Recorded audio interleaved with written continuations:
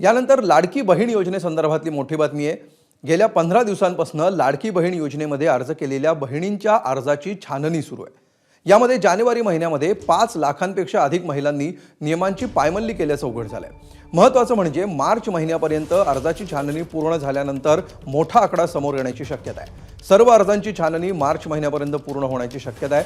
अद्याप आयकर विभागाकडूनही माहिती आलेली नाही। जिल्हा पातळीवर स्वेच्छेने पैसे माघारी करण्यात आलेल्या महिलांचा डेटा गोळा करण्याचं काम अजूनही सुरू आहे। त्यामुळे येत्या 2 महिन्यांमध्ये हा आकडा मोठ्या प्रमाणात वाढण्याची शक्यता आहे।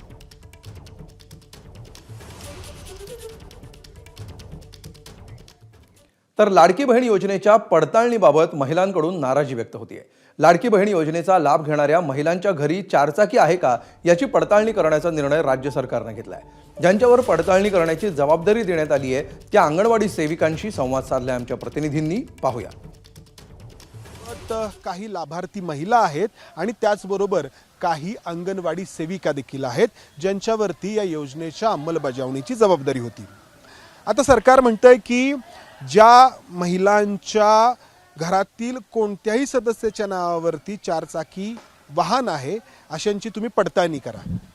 हां, त्यांनी सांगितले पडताळणी करा, पण आता आम्ही घरोघरी जाऊन विचारतोय की तुमच्याकडे 4 व्हीलर आहे का, तर ते स्पष्ट नाही म्हणून सांगतात। आणि ज्याच्याकडे आम्ही म्हणतो नाही तुमच्याकडे आहे तर ते काय म्हणतात की नाही मध्ये आमच्या नवऱ्याच्या नावावर आहे, मुलाच्या नावावर आहे, सासऱ्यांच्या नावावर आहे, अशी कारण म्हणजे आमच्या तर नाही ना, मग आम्हाला द्यायला काय हरकत आहे।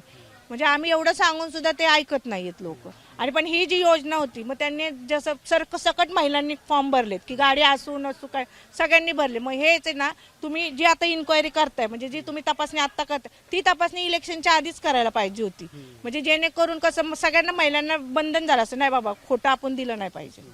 नाही, मग ते असं म्हणतायत की हमीपत्र तर आम्ही त्याच वेळी भरून घेतलं होतं, पण हे आधी नाही झाली पडत आणि आता होतीये आणि हमीपत्राची एक दाखला दिला जातो। हमीपत्र ही कागदावरच राहिली, त्यांनी सरसकट केलं तसं तसं आहे। नाही आमच्याकडे आयकर खाता नाही, आमच्याकडे आमदार नगरसेवक कोण नाहीये, पण खाली सही केली। आता सगळ्यांना मिळते, ह्यांना मिळतं त्यांना मिळतं, मग मला का नाही मिळणार म्हणून भरलं त्यांनी फॉर्म। पण त्यांनी पण आता काय म्हणतात मग हे सगळं, आता ते सगळं पडताळणी करायला सांगतात ते। म्हणजे तुमच्याकडे 4 व्हीलर आहे का, तुमच्याकडे फ्रीज वगैरे आहे का, हे सगळं पडताळणी करा। पण हे आधीच व्हायला पाहिजे होतं ना, निवडणुकीच्या आधी। हा, मग आणि निवडणुकीच्या आधीच व्हायला पाहिजे होतं। तुम्ही आधीच सांगायचं होतं की आहे अशा तुमच्याकडे कार आहे का किंवा तुमचे काही डॉक्युमेंट्स आहेत का रेडी का काय नाही, हे आधी सांगितलंच नाही ना कन्फर्म। आता एक हे केलं की डायरेक्ट त्यांनी आता हे इलेक्शन झाल्यावरती सगळ्यांनी सांगितलं की हे कार पाहिजे, तुमचे डॉक्युमेंट हे रेडी पाहिजे, ते पाहिजे, हे असं नाही ना, तुम्ही अगोदरच ते इलेक्शनच्या एबीपी माझा, उघडा डोळे बघा नीट।